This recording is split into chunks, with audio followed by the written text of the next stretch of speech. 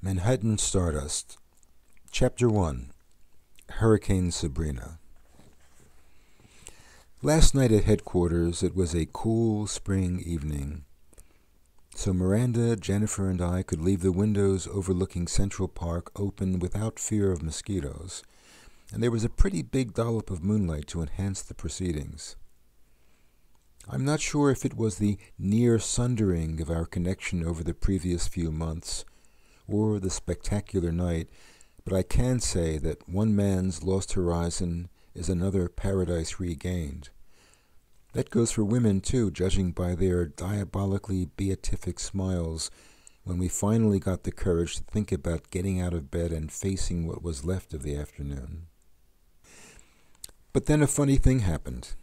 It was funny because the landline rang, and aside from obsolescent telemarketers, the only person in the universe to use our landline was my father, and not because he was a Luddite. He wasn't. I knew for a fact that he was always first in line for the next Apple product the moment it went on sale, regardless of whether it could hold a charge or not. It was because his current paramour, a sultry Frenchwoman whose real and stage name was Geneviève, kept a watchful and omnipresent eye on his mobile and took to questioning him like a Stasi border guard in the days of the Berlin Wall about every text and call. Now, if you're like me, there are only so many times a ringing phone can be left ringing.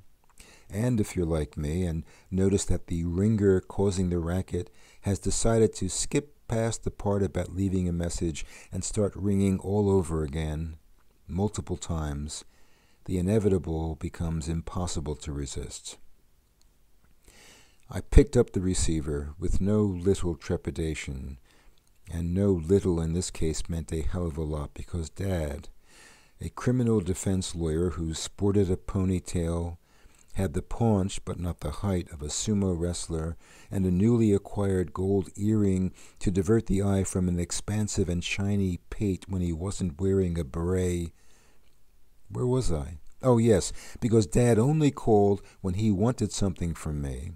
And when he used the landline, it was inevitably the kind of something that sent the kind of chill up my spine that Napoleon must have felt when he wintered in Moscow. Gary. Hi, Dad. What do you want? Just a little favor. I'm sorry. Can you speak a little louder? Yes, I'd heard him clearly enough, but that was my way of extracting an ounce of flesh, which, by the way, he had plenty to spare. Cut it out. This is important, he whispered, and then went on whispering for a good 10 minutes non-stop to break the news and outline a request that turned my knees to jelly and my gray matter, which I'm given to understand from medical science is already spongiform, into a more liquefied state. After I hung up the phone, I was moving as slowly and unsteadily as I'd imagine any parched member of the French Foreign Legion traipsing across the Sahara would, while hoping against hope that one of these days a mirage would turn out to be an oasis, despite heavy odds. So it took some convincing to realize that the French press on the kitchen table was, in fact, half full of the most delicious, freshly brewed coffee imaginable, and had been solicitously left there for me. I swam back to the bedroom, now fortified and fully prepared to dish the dirt, but when I arrived, I decided on the spot that words were hardly the mot juste of the moment. You see, the girls had already started round 2, and all I could do was dive right in, and all I could think about, when thinking was possible at all, was that the wise old bird who crowed about moderation being the sine qua something or other had been whistling the wrong tune, possibly because the air is a bit thin in the Himalayas, whereas for me, Miranda, and Jennifer on the bedrock of Central Park West, nothing succeeded like excess. And with the world spinning round so joyously in my brain, not even Dad's call stood a ghost of a chance to disturb the peace. Until the morning after, that is. I'm pretty sure it was my mother who first told me that bit about darkness being at its absolute zenith, or nadir, depending on how you judge things, just before dawn, but I'd never bothered to figure out the implications until I woke up wishing for far more of the dark I just experienced and far less of the dawning day. Dawn wasn't the bright, shining light it was cracked up to be, full of festive hope. In fact, if I've got my history right, dawn was when prisoners of the converted Bastille were hustled out of their cells and into the tumbrils for their final Gaulois or Gitans before the guillotine. And that's how I was beginning to feel with the so-called choice my father had left me with during his whispering campaign the day before. No matter how, or in this case whom, I chose, it would be murder, which is why I would have preferred no choice and no damned favor at all. But Dad was my father, after all, and although I hadn't exactly promised him anything, I knew that as soon as I ran it by the girls, the choice would be a fait accompli. Which I did, and which it turned out to be, despite my warnings and pleas, and for just this once I wished they had been a little less accommodating. When Dad slipped in that bit about his recent and secret marriage to Geneviève, I admit I probably twitched a little. And when he went on to describe how happy she had made him in whispers, I sort of understood. Although she was chronologically in her 40s, La Femme Geneviève could easily have passed for a 20-something. Plus, she had a French accent as captivating as a melody by Ravel, as well as a French kiss, both of which I experienced at my birthday party at the now-defunct Have Your Say Cafe, which is where my father made her acquaintance. The upshot is that Miranda and Jennifer seemed to feel an enormous gratitude for Dad stepping into the breach and rescuing me from a happy birthday clinch initiated by the scarcely clad songstress. For them, as a result, he could do no wrong, no matter how wrong he could be, and no matter how many c'est la vies and touches peppered his conversation during his impromptu visits to headquarters. And here, too, was the rub. Much as they may have adored Dad, they tended to regard Geneviève with all the warmth of an airport security official towards someone with a bottle of water in the carry-on luggage. Personally, I thought he overdid it with the scarf and beret, but I was glad he had ditched the beetle boots. Miranda, who had an eye for footwear, nonetheless admired the new acquisitions. Supple, low-heeled, hand-tied numbers that reminded her of Camus or Sartre, I suppose, loitering on the left bank with acolytes hanging on their every puff. As I was saying, in the same subdued breath he used to inform me of the nuptials, Dad also informed me that my one and only sister, my elder by a handful of years, would be flying out to New York for a conference. And although she pulled down a 7-figure salary doing nips and tucks and liposuctions and kneading skin and silicone at her Palo Alto plastic surgery practice, nothing excited her more than saving a few bucks and reconnecting with the family members she scarcely saw since she graduated high school. In short, she wanted to stay with Dad or with me for the 2 weeks of the Advances in Something or Other Congress, where she would be giving tutorials. But what about Mom? I pleaded. They're not on speaking terms at the moment. I sighed. For as long as I could remember, my sister and mother hardly spoke when they weren't shouting at one another. And you're sure she can't stay with you? I asked. I haven't told her about Geneviève. You mean the marriage which you have only just told me about? The marriage? Are you nuts? I haven't told her about Geneviève, period. I couldn't do that to my little girl. Dad, she's not little. She's no longer a girl. Well, I mean, you know what I mean. She's an adult.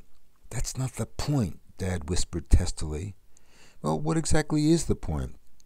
Psychology. I'm her father. Get it? You're my father, too. That's different. Why is that different? Because you're my son. Now listen, I can't let your sister get near Geneviève while she's here. I'll pick the right time to break it to her, but the right time isn't now or any time soon. So either you and your partners, is that what you call them? They're gorgeous, I know, and I've got to hand it to you, kid. I just hope it can last. What about me and Miranda and Jennifer, Dad? What about us? It's either Genevieve or your sister. Take your pick. I'm desperate. Do your father a favor for once in your life." And that's when he hung up, and I wobbled to the kitchen and drowned my misgivings in bliss. Later, when I put the matter to the committee, Genevieve, who would have been challenging enough roaming around Shangri-La in her accent for 2 solid weeks, didn't come close to making the cut.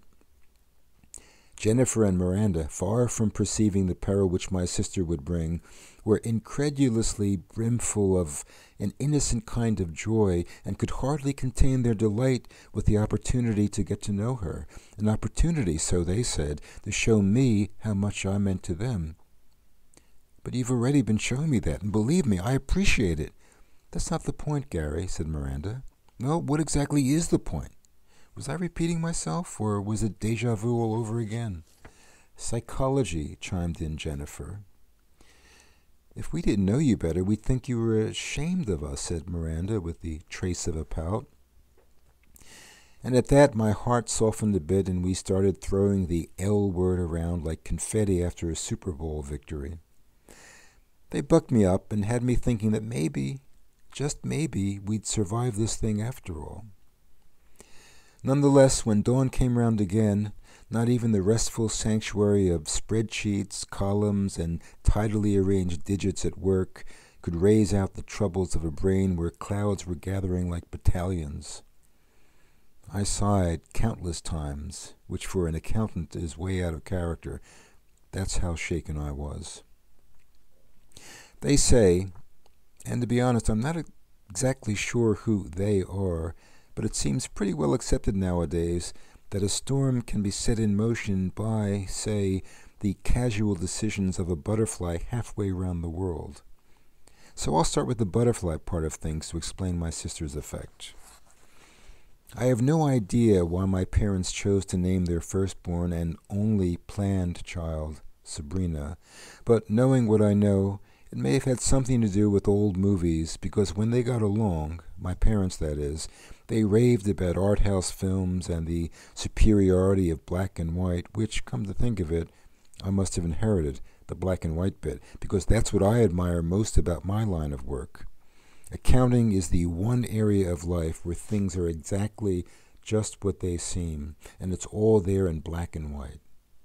And as far as boldness goes, how can you beat it? But I'm getting away from the point, or rather, my sister, which should be understandable even to a psychologist, because, well, I'll try to sum it up. She was, and still is, 5 years older, got straight A's, perfect SATs, took ballet, and was the state pole vault champion 3 years running in high school. In a family whose parents subtly and not so subtly indicated that anything short of becoming a doctor or lawyer was catastrophe, Sabrina beat out some heavy-duty competition and was accepted into an accelerated program that got her through college and med school in a mere 6 years instead of the usual 8. After that, it was all downhill, or rather uphill that was as easy as downhill for her. What I mean to say is that she made internship, residency, and a fellowship in surgery look like a stroll along a catwalk. A West Coast practice, associate professorship at Stanford, and a reputation for being one of the go-to sculptors for Hollywood types had made her a household name in medical cosmetics. And, to preempt any criticisms about social awareness, twice yearly she went on junkets to areas of the world less affluent than Palo Alto to revise ungainly scars left by less gifted practitioners of the surgical art. Rumor has it that even in Africa she wore heels instead of clogs in the operating room. Yes, she was a force of nature. Living as I did with such a force of nature for a childhood during which she was taller, faster, stronger, and smarter than I, may have had an effect.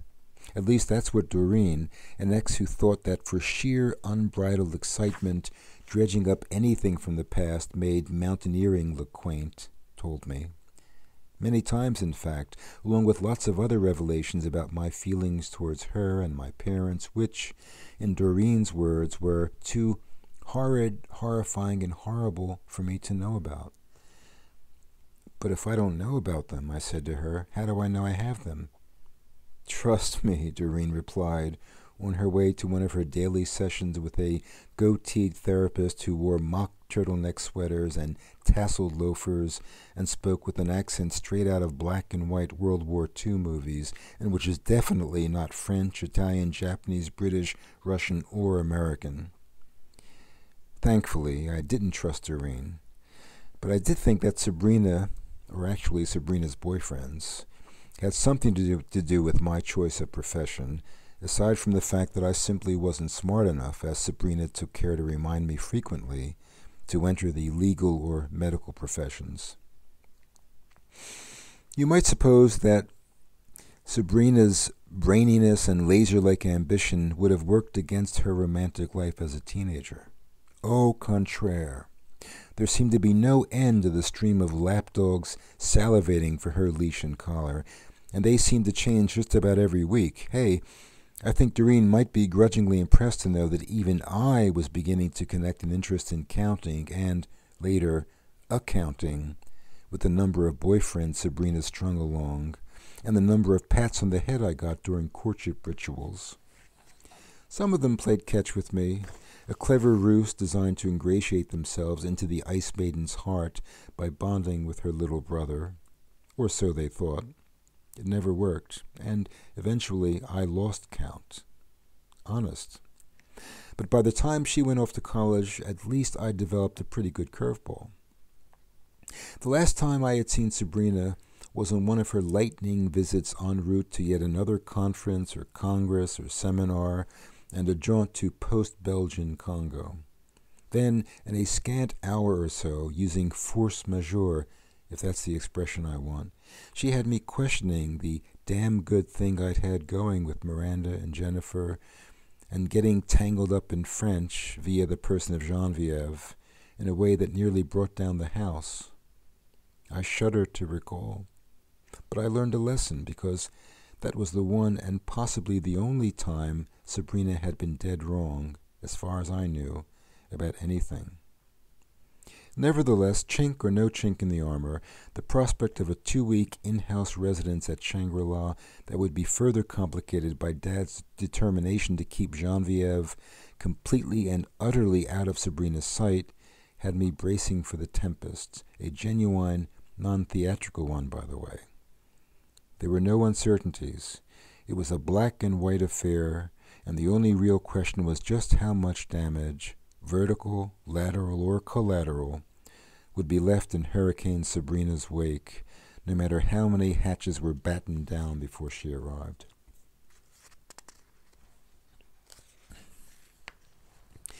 If wisdom has 7 pillars, then let's face it, being 4 short of 7, Jennifer, Miranda, and myself were more a 3-legged stool when we threw our chips on the table and put our hearts in our mouths to take a stab at Shangri-La, which all the wisdom in the world, as far as I could tell, had never quite succeeded in creating, at least not to our liking.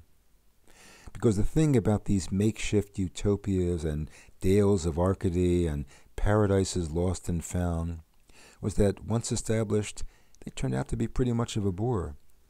The more they stayed the same, the less they changed, that sort of thing, which for personalities like the girls and myself, yes, even accountants can have personality, just wasn't the ticket. What with Jennifer's flair for drama and Miranda's endless invention, honed by her sideline of e-books, and my own talent for racking up the numbers, diversity and delight became par for the course. And when exhaustion set in, we all agreed that that was the time for a pit stop, even if it meant getting out of bed for a few minutes to restore the parched tissues. But that's all short-term stuff. To keep Shangri-La humming over the long haul, we conceded that there would probably be a need for annual leave, personal leave, and proper vacations, if not sabbaticals, and the occasional mental health day. I guess what I'm trying to say is that we had to make up the rules as we went along, and so far the rules were pretty simple. All for one, one for all, and honesty. That last bit, the honesty part, I admit could be a little tricky because unlike pure, unadulterated pleasure, honesty could get to be a bit too much, and too much could too easily make for a double fault. If Mark Twain was right, honesty itself could be just the opposite, statistically speaking, and who was I to quibble with such an authority? I might theoretically be as honest as the day is long, but if you're measuring the goods at the North Pole in winter, see what I mean? Yes, honesty was a Pandora's box, which, once opened, might blow you to smithereens. You had to be careful about being honest, unlike Sabrina, who tended to be carefree about anything she honestly expressed, which was quite a lot. When she blew into town on our doorstep, it was short work for her brand of honesty to be on display. It's true that she had in the past never spoken a bad word about Jennifer or Miranda or Shangri-La, but she referred to them and us and me with the kind of intonation that intimated disapproval, disapprobation, and disgust, but never in so many words, never in any words, in fact. It was pure tone. So instead of hugs and kisses and irrepressible bonhomie, she greeted the girls with the cordiality of an ambassador, the handshake firm and perfunctory, the smile broad, frozen, and tight-lipped, and the voice oozy but with a bit of an edge. And as for me, she simply used the eyes and got right down to the business of unpacking her gear and redecorating the bedroom that would be her lair away from home for 2 full, solid, endless weeks. Once Sabrina emerged from her organizational frenzy, she settled down enough to dish out the usual pleasantries about the view over Central Park and the spaciousness of our pad.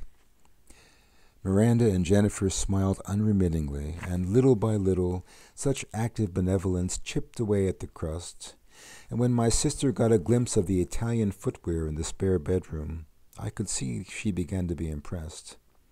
Like most women, if not all, the sight of elegantly made boots, massed en masse, has a special effect, and in a gush of unfettered and honest something or other, Sabrina turned and gave me a sisterly peck.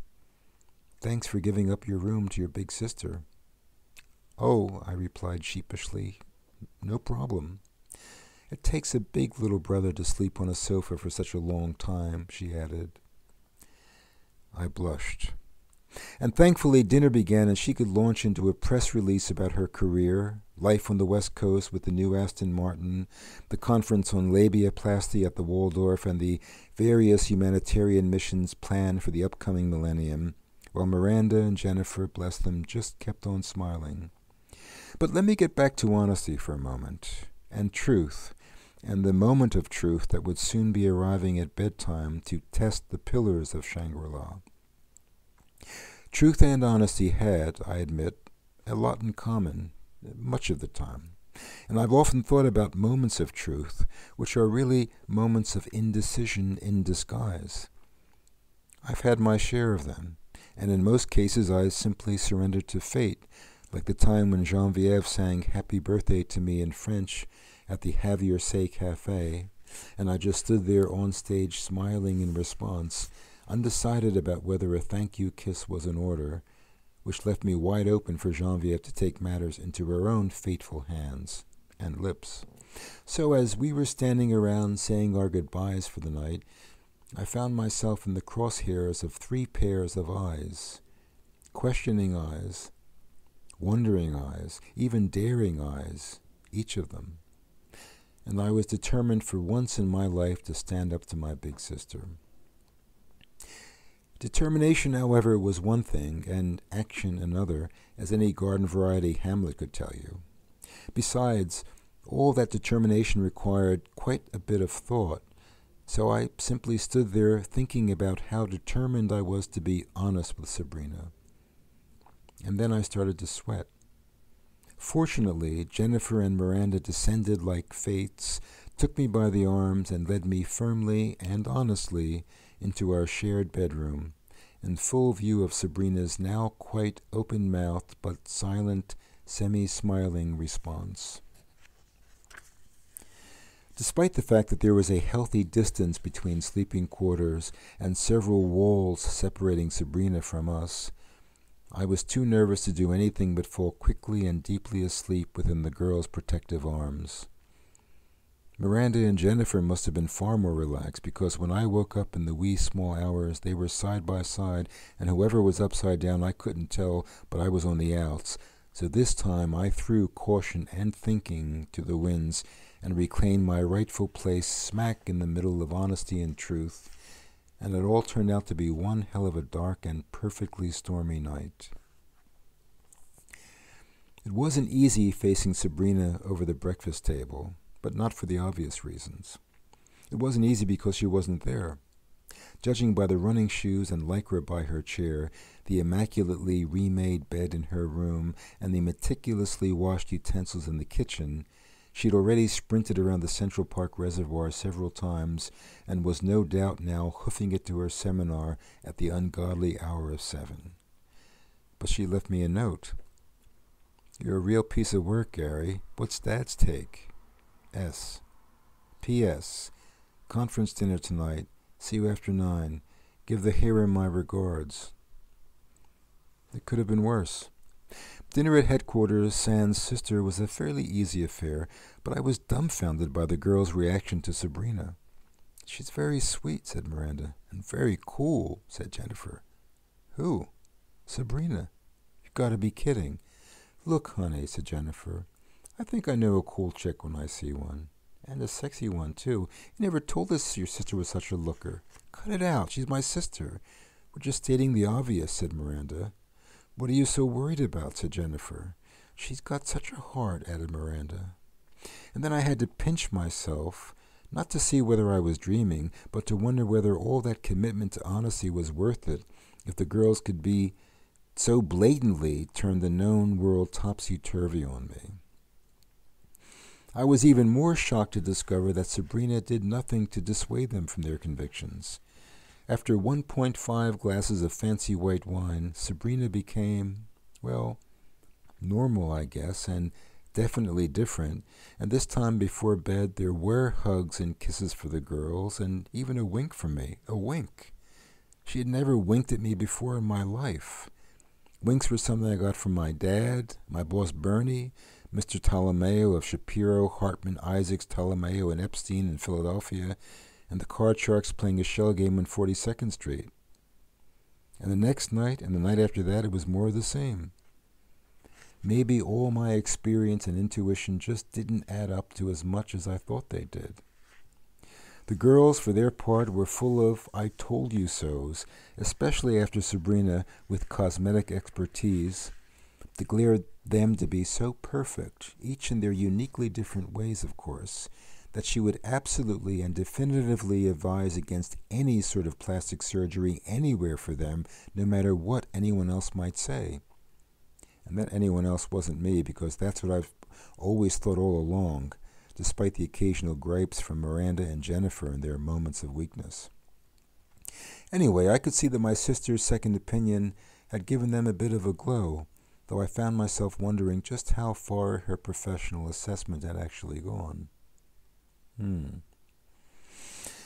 With things purring along so smoothly, it was looking increasingly like the hurricane would be a breeze. The only speed bump on the horizon was what to do with Geneviève when Sabrina went over to Dad's for the father-daughter reunion. I wrapped up that conundrum as tidily as a 1040 well before tax deadline. Jasper owed me one, and so did Emilio, two of my married male friends who seemed to run a shelter for stray kittens at their home in Queens, and who both loved opera, or the opera, as they were wont to say. Since Geneviève had some talent in the vocal department, it made for a nice fit, as long as Jasper kept his eyes to himself, which he assured Emilio he would.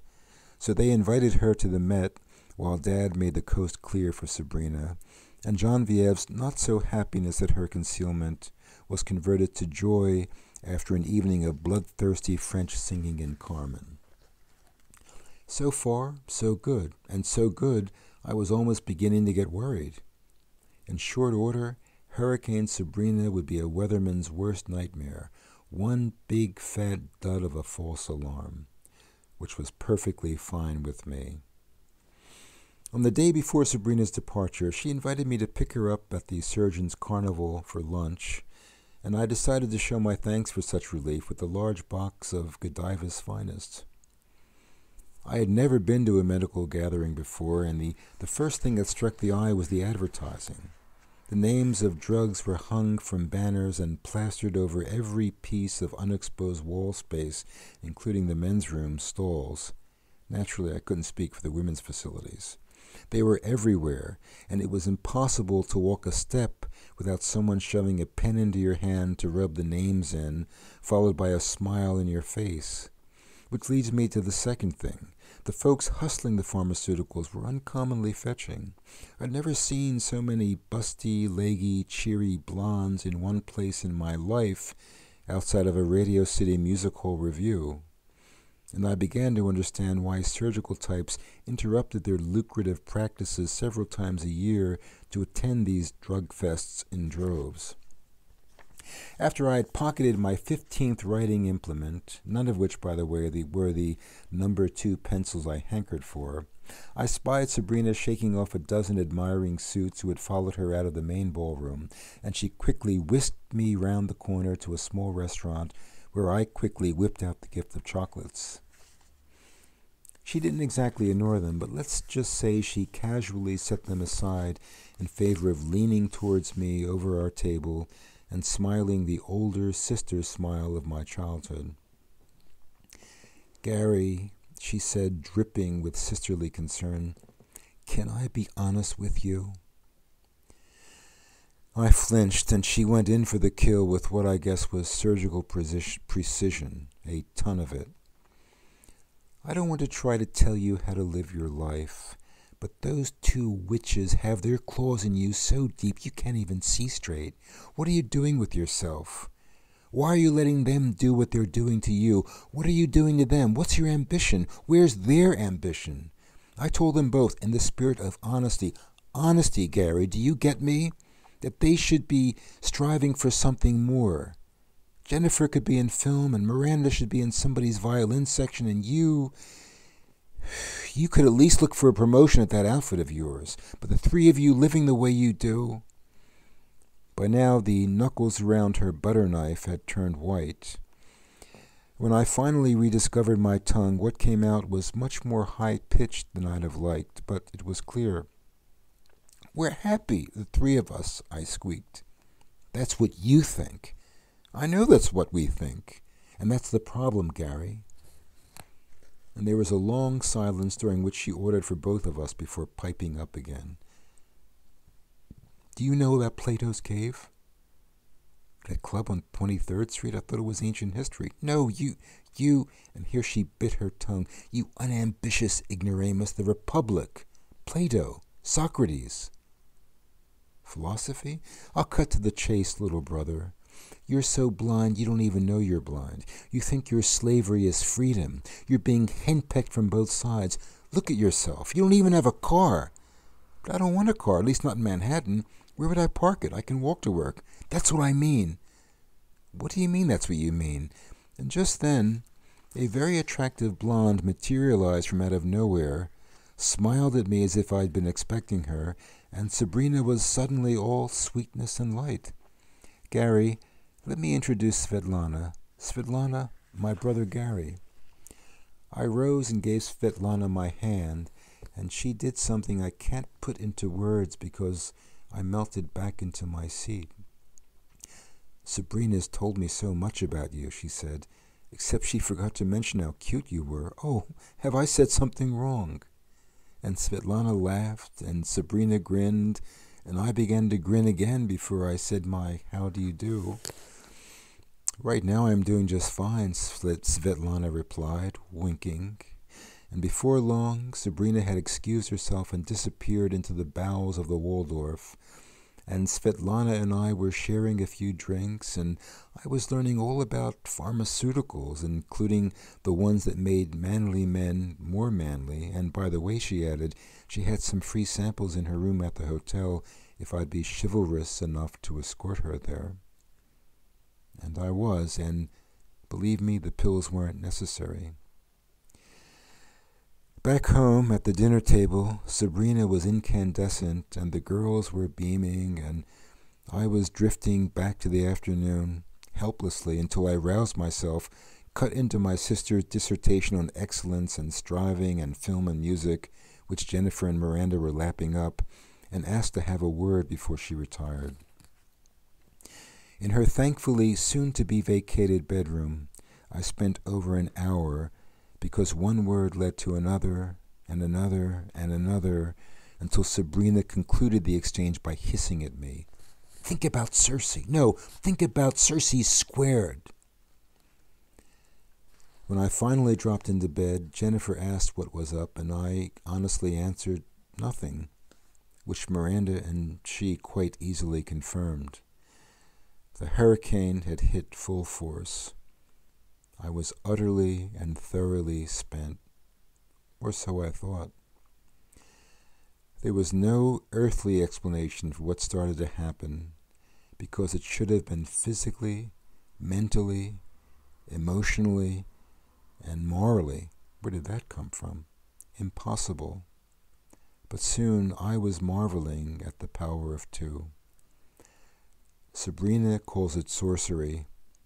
I'd call myself a fool to call it off.